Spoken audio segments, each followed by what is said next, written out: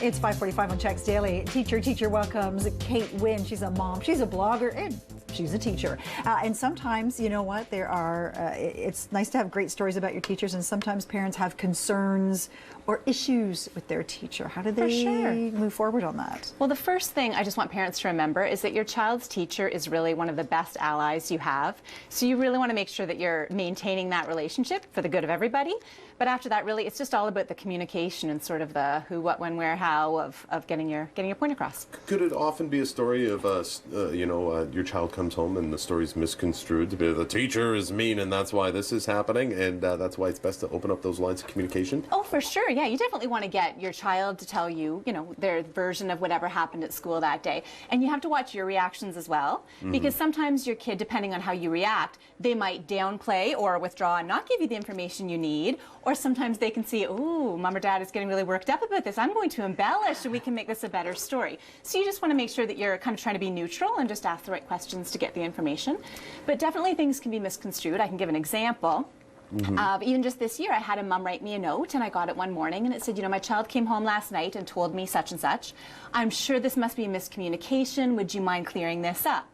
And I was totally confused, and I talked to the kid and realized what he had thought was going on. Totally misunderstood. Cleared it up with the kid, called the mom and cleared it up with her. And she said, okay, well, I didn't think that could be right, but I thought I'd check. So I was so glad to just get the note and to get the chance to clear that up. So if it seems outrageous, chances are it could be, but you can't really hold your 8-year-old necessarily to task on it until you find the root of what really happened. Exactly, and that certainly wasn't a case of the kid making anything up. It was him truly, misunderstanding what was going on.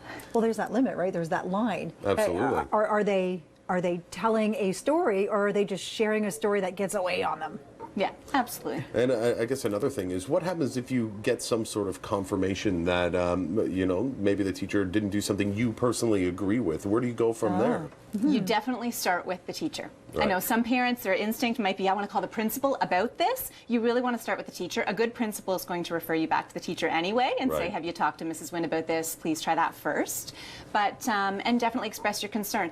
Sometimes you might want to sleep on it before you write the note or make the call and decide how you can approach it calmly the next morning. But if there's something that you feel you need to discuss with the teacher, definitely do so. Have you, as a teacher, changed how you've approached a subject, an issue, or a particular child based on one of those conversations or communications with a parent? Well, I can tell you another example from this year. I sent home information in the children's planners about a level that they got on a science assessment. And I wasn't thinking about the fact that I hadn't really mentioned much about levels and that some kids don't have older siblings the parents might not know. And so then the parent the next morning wrote me a note and said, could you please tell me what level 2 means? Is that good? Is that bad? What's going on here? And so then I thought, oh my goodness, I dropped the ball there. And so it reminded me that I need to communicate more about what was going on with assessment. So it was very helpful. I was glad she did that. You know what?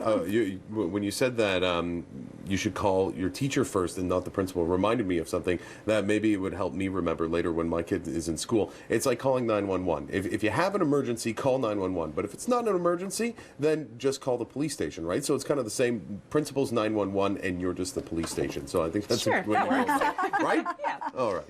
So aside from this, has there ever been a situation where you haven't been able to resolve anything, or has it always worked out? There's been the odd thing. I think one of my worst stories was just a parent who was unhappy about grades, and I knew the grades were right, and work had gone home and been signed all year long, and then, at the end of the year, the parent just wasn't quite happy with it, and there's nothing you can really do about that because, the report card was going to stick, and he was expressing his displeasure, and, that's just the way it is sometimes. Yeah.